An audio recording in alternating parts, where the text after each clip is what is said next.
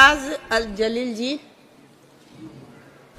The Public Examinations Prevention of Unfair Means Bill 2024 देर आए दुरुस्त आए। मैडम, अगर ये बिल आज से 5 साल पहले अगर आ गया होता तो 1,40,00,000 बच्चे जो सरकारी नौकरी हासिल करने के लिए, महज 1,04,000 नौकरी हासिल करने के लिए 1,40,00,000 बच्चे जो दिन और रात मेहनत किए, पढ़ाई किए, एग्जामिनेशन के अंदर बैठे, बाद में पता चला कि पेपर लीक हो गया था, एग्जाम कैंसिल हो गया, कई बच्चे एग्जामिनेशन के अंदर बैठ नहीं पाए क्योंकि उससे पहले ही पेपर लीक हो गया था। अगर 5 साल पहले ये बिल आ जाता तो इन्हें इतना खामियाजा भुगतना नहीं पड़ा होता। सवाल यह है कि 1,40,00,000 नौकरियों, 1,40,00,000 बच्चे, नौकरियां कितनी? तो 1,04,000। अगर ये पूरे के पूरे चले भी जाते तो 1,39,00,000 बच्चे तब भी बेरोजगार रहते।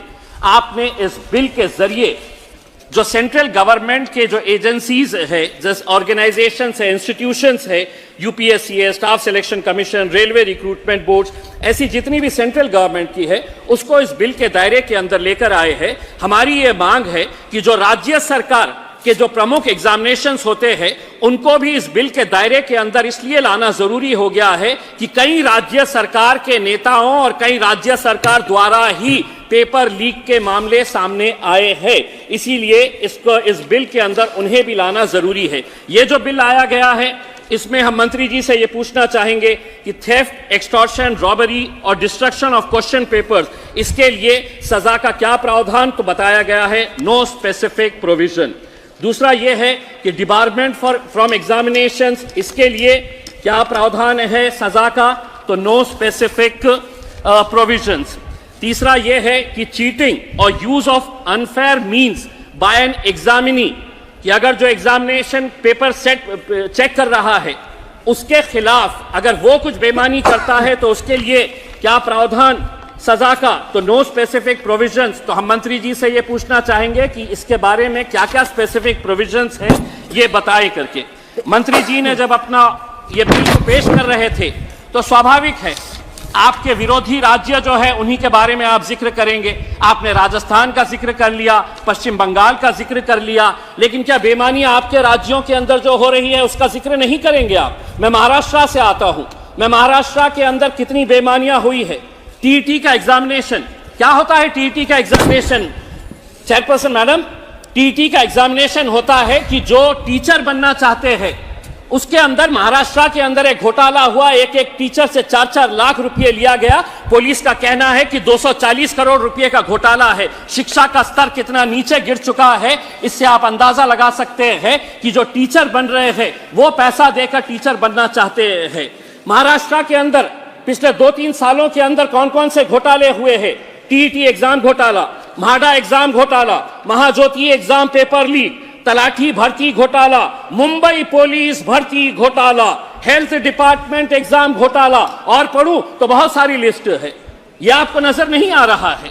मेरा तो यह कहना है कि जहां जहां पर भी ये घोटाले हुए हैं उनके खिलाफ सख्त कार्रवाई होनी चाहिए। और दूसरा यह है मंत्री जी, जो बच्चे एग्जाम के अंदर बैठ रहे हैं, एक ग्रामीण इलाके का, रूरल एरिया का बच्चा 6-6 एग्जाम के अंदर बैठता है, केंद्र सरकार के, राज्य सरकार के, उससे आप पैसा लेते हैं, एग्जामिनेशन फीस, एप्लीकेशन की फीस लेते हैं। क्यों इन्हें माफ नहीं किया जा रहा है? एक तो आप नौकरियां नहीं दे रहे हैं और जो बच्चे 6-6 एग्जाम के अंदर बैठ रहे हैं उनसे है तो पैसा। अध्यक्ष महोदय, ये पूरा देश के नौजवान बच्चे आज सदन की तरफ नजर लगाए हुए हैं।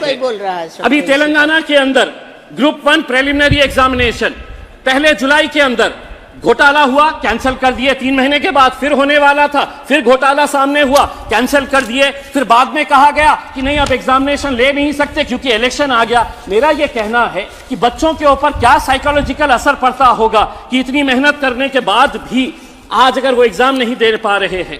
मंत्री जी यहां से उठकर चले गए हैं, उन्हें उर्दू अच्छी तरह से आती है। मैं उनसे यह पूछना चाहूंगा कि आज पढ़े लिखे बच्चों की हालत ऐसी हो गई है कि पढ़ो फारसी और बेचो तेल, ये हालत हो गई है। हाईली क्वालिफाइड बच्चे आज क्लर्क की, चपरासी की नौकरी के लिए अप्लाई कर रहे हैं। तो आप कहीं ना कहीं महाराष्ट्र सरकार का भी एक डिपार्टमेंट का एग्जामिनेशन हुआ है। हो गया आपका समय। एक मिनट मैडम प्लीज। 64 पोस्ट है, 64 पोस्ट है, उसके लिए 9000 बच्चों ने एप्लीकेशन दिए। तेलंगाना का जिस एग्जामिनेशन की बात कर रहा हूं 500 पोस्ट है, अप्लाई कितने किए हैं? 3.5 लाख बच्चे। मैं आपसे ये कहना चाहता हूं, मैं मंत्री जी, मैं आपसे एक सवाल करना चाहता हूं, आंकड़े आपके ही है, आपने एग्जामिनेशन सिस्टम को तो क्लियर कर दिया है, नौकरियां कितनी है ये बताइए। 2022 के अंदर इसी लोकसभा के अंदर रिटर्न रिप्लाई के अंदर यह बताया गया था कि the rush for government jobs continued unabated over the last 8 years, but less than 1% of applications received were selected. Madam, speaker madam, मैं आपको बताना चाहता हूं पिछले 8 साल का जो आंकड़ा है, 22 करोड़ नौजवानों ने नौकरियों के लिए अप्लाई किए। 22 करोड़, सिर्फ 1 मिनट दे दीजिएगा। 22 करोड़, उसमें से नौकरियां कितनी मिली है?